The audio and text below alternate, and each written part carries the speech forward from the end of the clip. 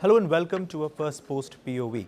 Tensions are escalating once again in Southeast Asia. Thailand and Cambodia are exchanging fire across their disputed border. Now, if you remember, a couple of weeks ago, President Donald Trump of the United States had negotiated a peace deal between these two countries, but it appears now that deal is fragile and on the brink of breaking. Both sides are accusing each other of violating the disputed border ceasefire and firing on soldiers on the other side of the border. The question is, will this escalate into a broader conflict or escalation like we saw earlier this year? And will Trump or ASEAN or any major or regional powers get involved to restore the deal?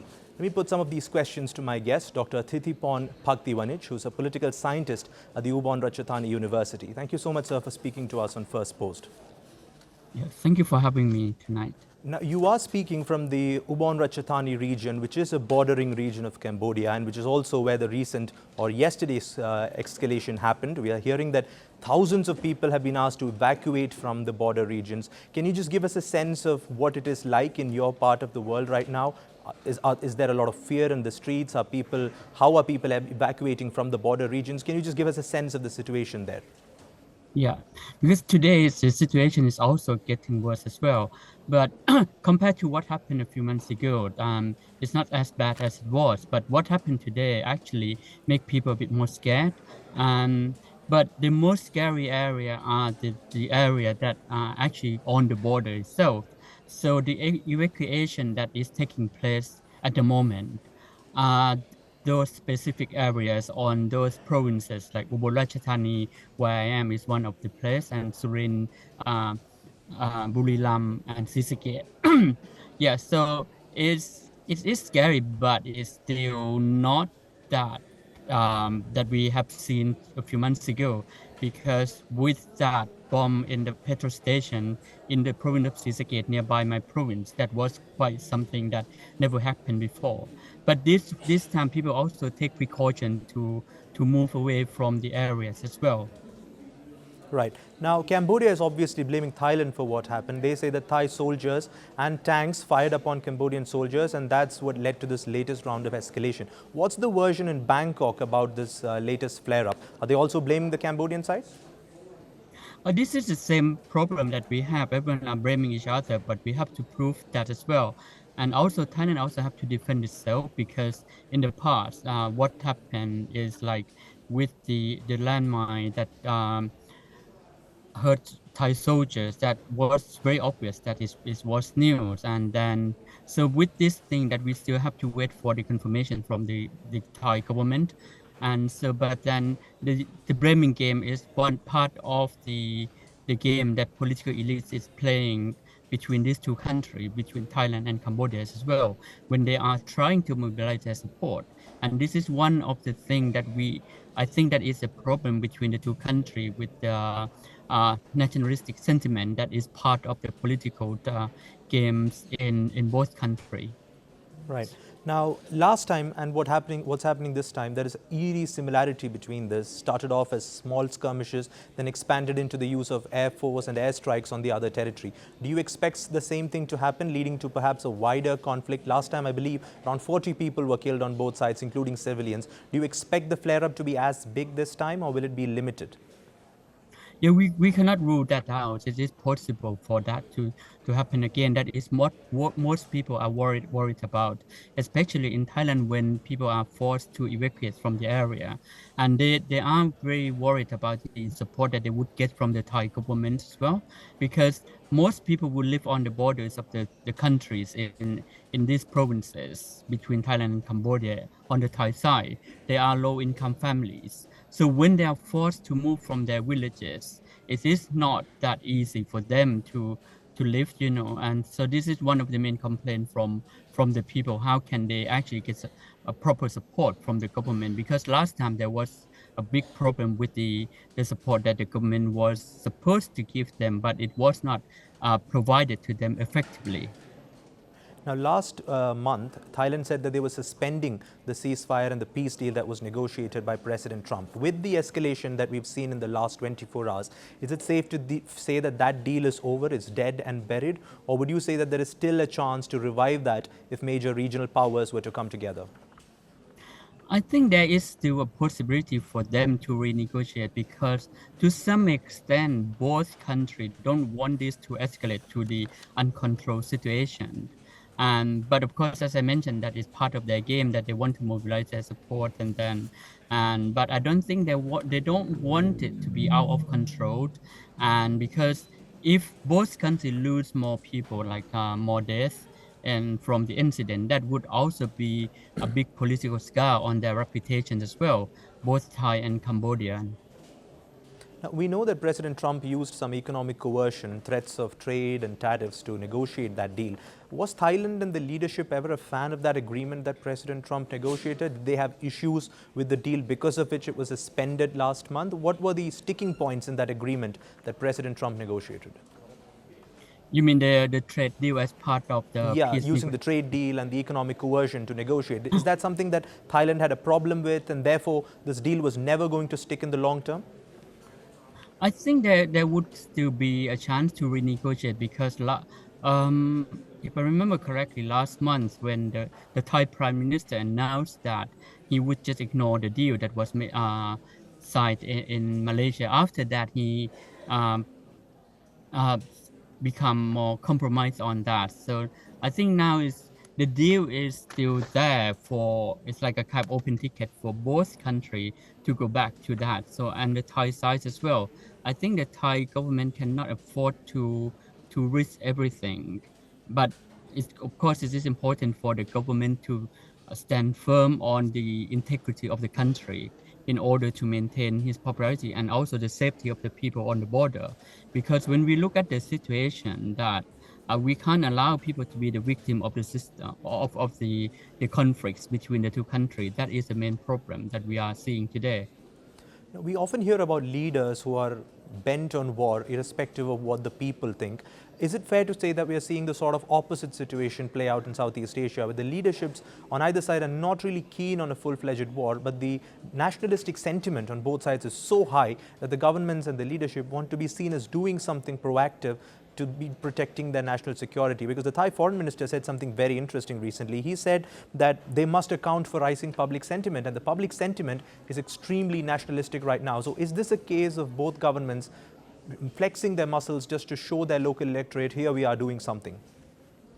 Uh, I would say yes and no. To some extent, it is yes that we have seen in especially the conflict between Thailand and Cambodia. But on the other hand, that we also have to look at what is actually happening as well.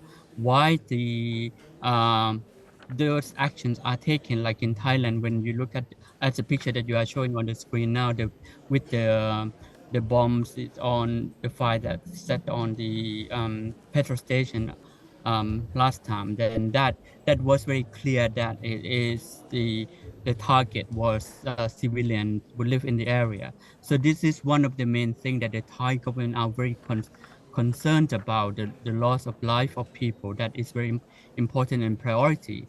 But as I mentioned, that we cannot rule out the elements of nationalistic sentiment that is mobilized and used by politicians in both countries. And especially like in Thailand now, we are actually expecting election next year. And according to the timeline that the Thai parliament will be dissolved next January, but it's not certain yet. But if there is a dissolution of the parliament, then so this would be part of the game as well. Thailand has the clear military superiority and the edge here because they have vast number of US weapons, and Cambodia's military is not as well armed as the Thai army. Do you think that gives Bangkok a sense of confidence that if things were to escalate, then it would actually fall in their favor because they could land the heavier blows? Is that part of the thinking in Bangkok, or are they averse to the conflict completely? When we look at this comparison, because I just look at the report on BBC as well, they show the military capacity of Thailand, and that is very clear that Thailand has a stronger and more weapons than Cambodia have. But I don't think with these kind of resources that we have in the country would motivate the government to take a strong action against Cambodia, because to some extent Thailand is still upholding international obligations and also the rules of law as well. So the Thai government also consider the life of Cambodian peoples as well. So this is one of the things that we also have to take into account.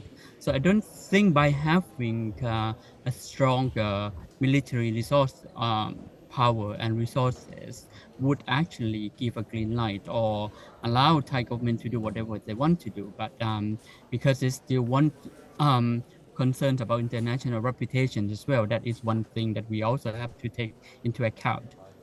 Right now, within Thailand and especially the leadership in Bangkok, what's the sentiment about what the Cambodians are doing? What can the other side, what can Phnom Penh do which would satisfy Thailand and give them an off-ramp to stop this escalation? We saw the peace deal did not work. So what does the Thai leadership want Cambodia to do to end this conflict once and for all? But this is a very difficult question, I think, and I cannot entirely answer this. But I think to some extent, in the negotiation, both Thailand and Cambodia, and then they have to come clean on everything. For example, with the landmine that actually has been one of the main problem because almost every year they are not actually reported on the Thai medias or international medias about the loss of life or legs and after the Thai soldiers step on the landmine, and like in my province where I am now, it's I have heard about this almost every year. So this is one of the main things that we have a big problem with Cambodia, and the Cambodia side never accept that they are new, and they always say that this is the old from the past. So and I don't think that is always the case. So to some extent, this is the thing that the Cambodian would also have to be clear about what they are doing and also support the Thai government to remove those because it does not also only hurt soldiers in the area, but also make life more difficult for villagers on both sides as well who live in the area. So they are not actually have a kind of comfortable and safe life on the borders between the two countries. And this is one of the main thing that both leaders have to take into account. And where does Thailand stand on a third-party mediation? Donald Trump got involved last time, but that was largely because things were escalating into an all-out conflict. Even otherwise, to settle this disputed border, does Thailand support a third party who could come in and work as a neutral mediator, or do you think this is something that should be figured out bilaterally between the two countries only? I don't think both countries would rule out that, but the priority of both countries, I think with this type of conflict, it's very important for bilateral negotiations and agreement to be set between the two countries rather than having the third country involved. But of course, the third country involved is also important in order to ensure that both countries stick to the agreement, and this is one thing that we also have to take into account. Is it fair to say that Thailand is a bit more averse to mediation because we saw the International Court of Justice get involved last time around and they ruled in favor of Cambodia? Is that also one reason perhaps that Thailand would like to see things sorted out bilaterally instead of bring in a third player, even if that's a UN court or the United States or ASEAN or China or anybody else? It's not always the case because on some cases, Thailand also seek the involvement of international courts as well. And so this is, I think if I remember correctly, when in the meeting in Geneva a few days ago, Thailand also called for a setup of some committee, if I remember correctly. So I don't think Thailand would entirely oppose the involvement of third parties. So, but then that you are right to mention that, but on some cases, Thailand still think it is also important to have the third party involved. Right. Now, if you look at the global media, there is a bit of a Cold War-esque coverage of what's happening because Cambodia is supported by China and Thailand, of course, is a treaty ally of the United States, and they're also armed respectively by these countries. Do you see a situation in which the conflict will draw in both those sides on the opposing sides, or is it in China and America's interest to tell these countries, sort it out, and don't drag us in and don't escalate this into a wider regional conflict? I don't think this war is a kind of proxy war as such, because when you refer to the relations between Cambodia and China.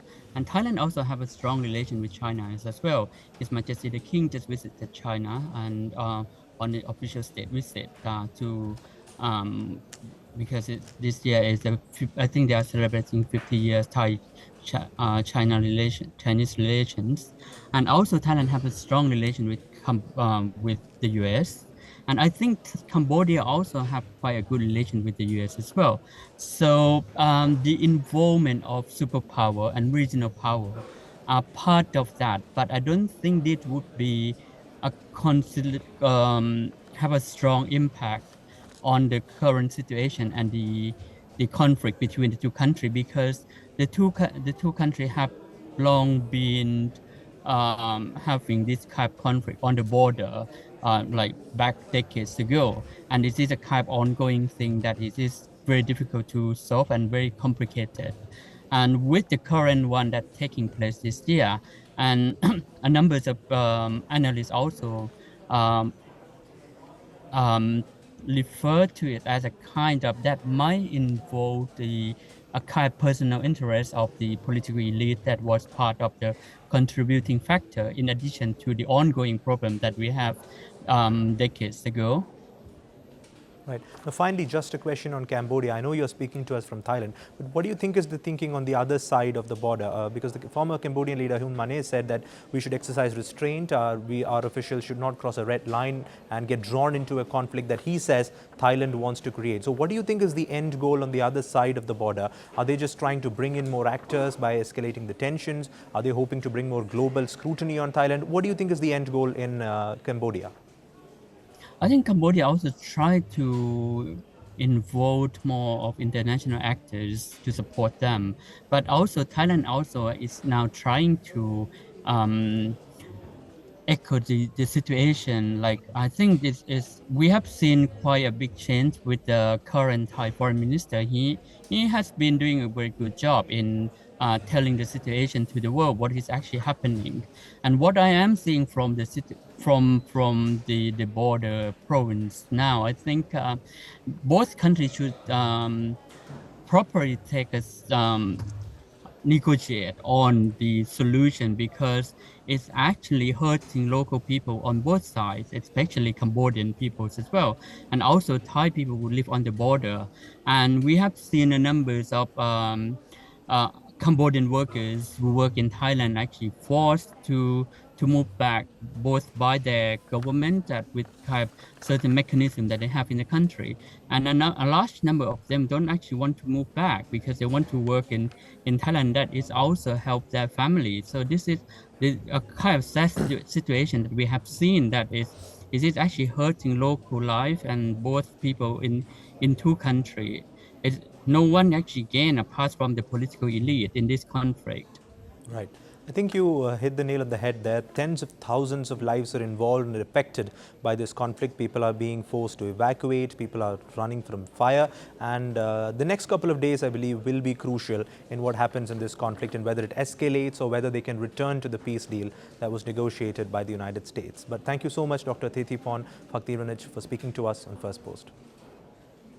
Yeah, thank you. I rose from the army with medals on my chest.